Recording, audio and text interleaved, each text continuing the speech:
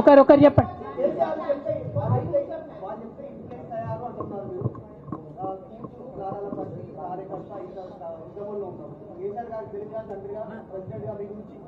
Okay, ఇంకెవరని చెప్పండి.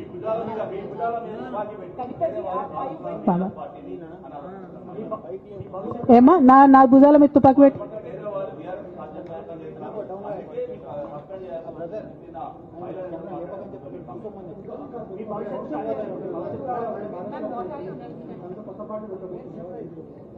Okay.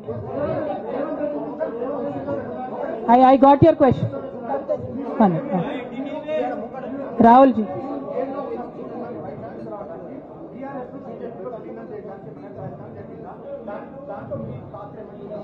Rahul గారు మీరు పాత క్వశ్చన్ అడుగుతున్నారు.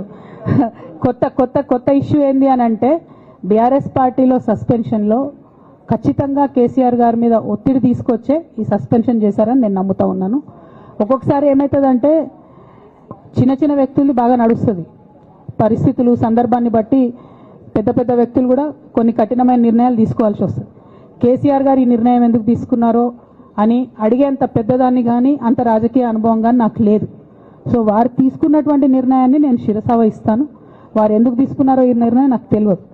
కానీ నాకు ఒక సమస్య ఉంది, నేను రాసినటువంటి లెటర్ లీక్ అయిందని చెప్పి 100 రోజులైంది. ఆ సమస్య జరిగి 100 రోజులైంది.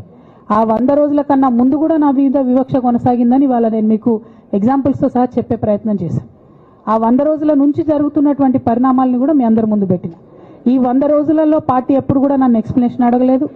నిన్న నన్ను సస్పెండ్ చేసే ముందు కూడా నన్ను ఎక్స్ప్లెనేషన్ అడగలేదు. ఇంకా చెప్పిన కదా, విచిత్రమైన విషాదం ఏంటంటే సడన్గా డిసిప్లినరీ కమిటీ పుట్టుకొచ్చింది. సడన్గా ఈయన రవీంద్రరావు అంటే దాంట్లో సంతకం చేసిండు. ఆయననే సార్ని తిట్టిండు మళ్ళీ మొన్న ఎలక్షన్ ఓడిపోయినప్పుడు. సో ఈ అన్నీ చూసి నాకేమనిపిస్తుందంటే చాలా ఒత్తిడిలో చాలా ప్రెషర్ పెట్టి సార్తో చేపించారని నేను అనుకుంటున్నాను.